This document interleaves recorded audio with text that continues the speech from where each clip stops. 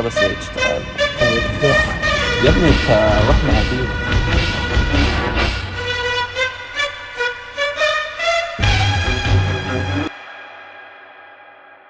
التربية العسكرية دي فترة صعبة جدا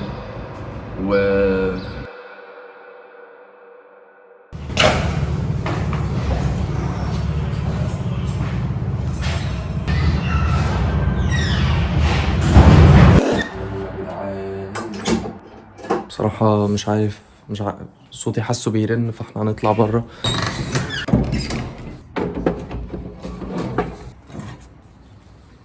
تيست شغال. بص يا باشا، خليني اقول لك، انا قررت ادخل كليه العكس.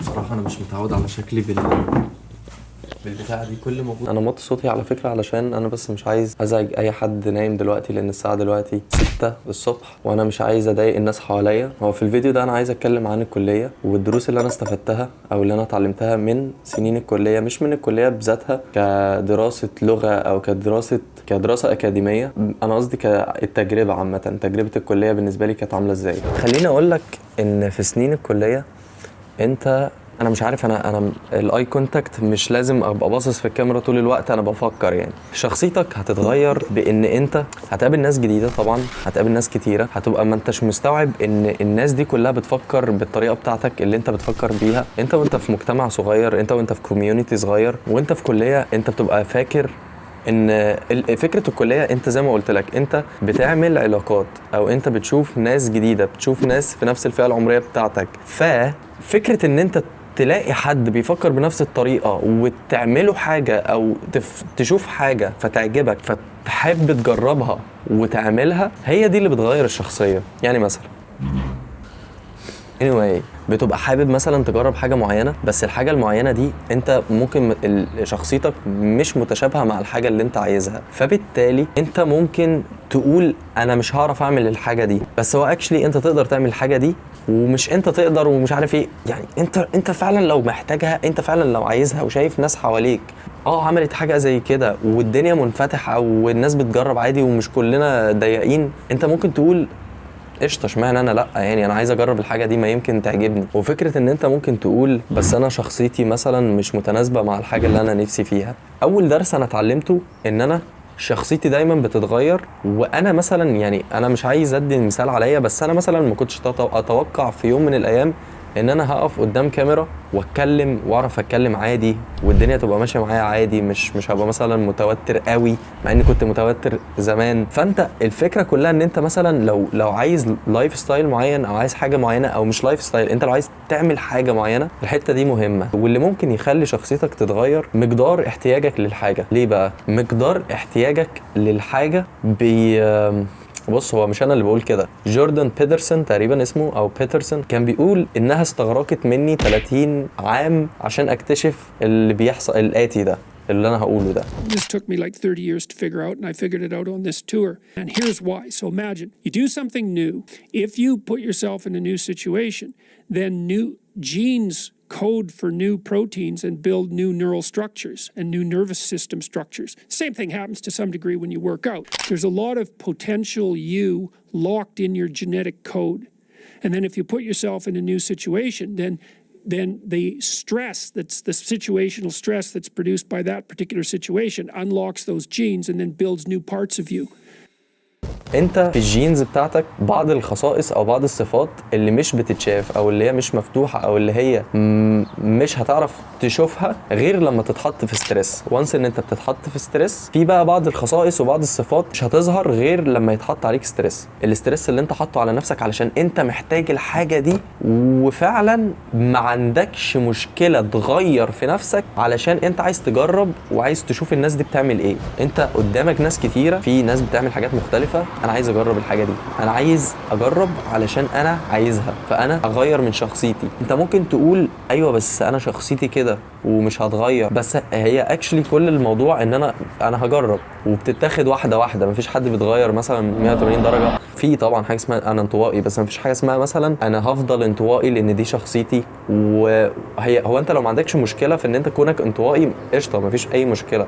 انا قصدي انت لو مانع نفسك من حاجه علشان انت حاسس او فاكر ان انت شخص انطوائي ومش هتتغير، فانت غلطان. انت ممكن وش تتغير. هو لو انت مستريح قشطه، انت خلاص قشطه، انت ما تتغيرش، مفيش حاجه تغيرك، انت مش محتاج حاجه تغيرك. تتغير ليه؟ انما لو انت فعلا محتاج حاجه، لا لا لا، غير يا باشا من جيناتك. انت محتاجها، انا في حاجات انا هعملها. انا مش بص، انا ما يهمنيش بقى، انا هعملها. في برضو نقطه تانية من الحاجات برضو اللي انا خدت بالي منها، ان انت مش علشان انت مثلا دخلت كلية مثلا ألسن يعني، ودخلت قسم مثلا اللغة الاسبانية اللي هو القسم بتاعي، ده مش معناه ان انت لازم هتشتغل في كلية وان انت لو جبت درجة ضعيفة مثلا، او انت ما كنتش مثلا من الطلاب الشاطرين، او انت يا دوب كنت بتنجح، ده مش معناه ان انت شخص فاشل وملكش لازمة في الحياة.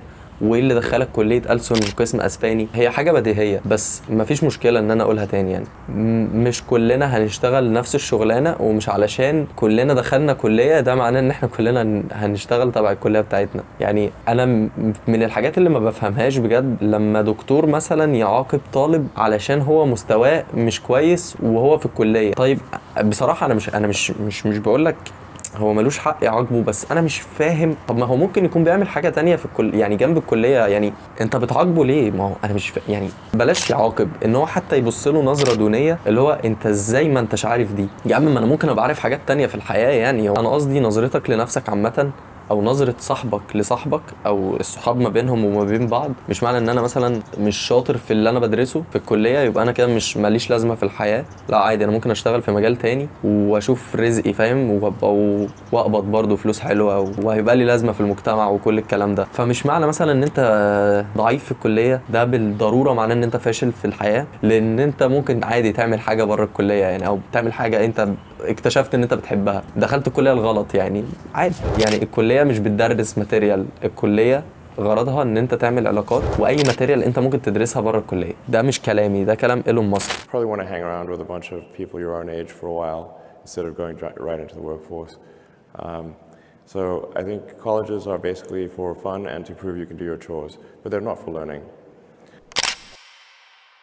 ايلون ماسك قال الكليات فور فن، الكليات اصلا مالهاش لازمه، بتعمل بس سوشيالايزنج، انت عشان تعمل صحاب وعشان تخرج تشوف الدنيا. فاي ماتيريال علميه هو حرفيا قال كده، ويعني وهو بالسنس. انت لو عايز تتعلم برمجه هتتعلمها بره، لو عايز تتعلم لغات هتتعلمها بره، لو عايز تتعلم محاسبه هتتعلمها بره. فكره ان انت الجامعات ما بعدش ليها لازمه بسبب ان النت بيوفر الماتيريال العلميه بتزيد والناس بتنقل الثقافه دي. وممكن في مصر الموضوع مش واضح عندنا، اللي هو انت لازم ايه ده، انت ما دام خلصت ثانويه عامه انت يلا خش على الكليه على طول. دي كل اللي انا عايز اقوله. هتوصل لنا امتى الثقافه دي في مصر مش معرفش، ما عنديش اي فكره في الموضوع ده بصراحه. حاجه هتبان عبيطه قوي، بس الصحاب من الحاجات اللي فعلا ليها لازمه في حياتك، وفعلا من الحاجات اللي هتهون عليك كتير. كلام يبان انشا، بس الصحاب بتهون.